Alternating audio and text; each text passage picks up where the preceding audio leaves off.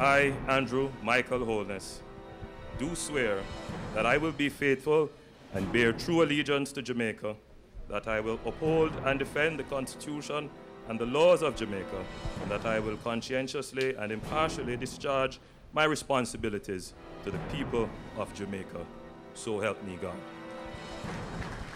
A 35-year-old Andrew Holness boldly taking on the task of setting the country's education system to rights.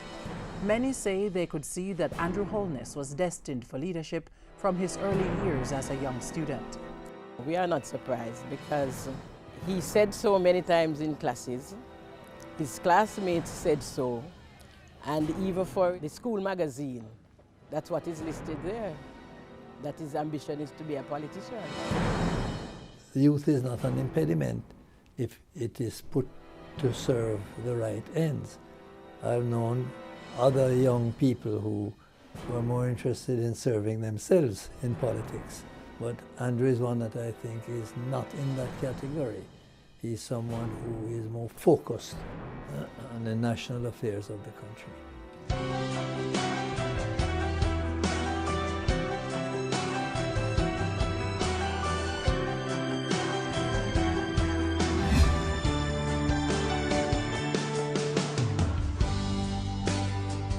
Born on July 21, 1972, Andrew Michael Holness grew up in Spanish Town, St. Catherine. Young Andrew attended the Spanish Town Primary School and later the St. Catherine High School, where he served as head boy, president of the Students' Council and the Debating Society. He was very focused, determined, and hardworking. Very sharp analytical skills. Very sharp, and he would be able to argue points, he would be able to introduce new ideas into the discussion. So I would say he was widely read. That engaging mind was further developed at the University of the West Indies, where he pursued a Bachelor of Sciences degree in Management Studies, and later a Master of Sciences in Governance and Public Policy. He taught briefly at his St. Catherine alma mater, but it was a 2-year tenure as Executive Director of the Voluntary Organization for the Upliftment of Children, VOUCH, which propelled Mr. Holness into the political arena. It was there that he came into contact with a man credited for introducing him to politics. According to former Prime Minister Edward Seaga, Holness stood out at VOUCH. It's not usual to find young men in those kind of situations because it's an area in which you are trained to give and to give support and to give assistance.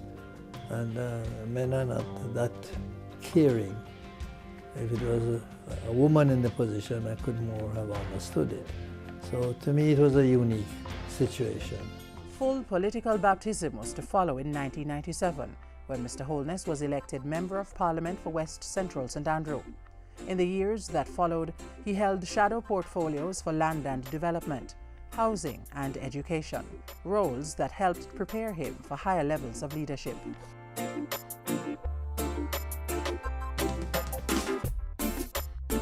After the JLP's victory at the polls in 2007, Mr. Holness was given the job to manage the country's education system. His passion for education was evident. If you want to see the future of Jamaica, look at your children. If you want to know what the future of Jamaica will be, look at the decisions that we are making now. Mr. Holness led the Education Ministry for 4 years, and from all accounts he reaped much success. Improvements in literacy, school safety and security, and a greater accountability among school administrators. Described as a transformational leader by those who have worked closely with him, Mr. Holness took on the task of reform, aiming to effectively place education in a position to change the nation. We believe that it is the school, in partnership with the family and the church, that will shape the Jamaican society to be the place of choice to live, work, raise families, and do business. He has his own mind. He uses it. He's firm in what he does. And therefore he will make decisions and can make the right decisions with good due consideration. Now, those are the tools you need to handle problems.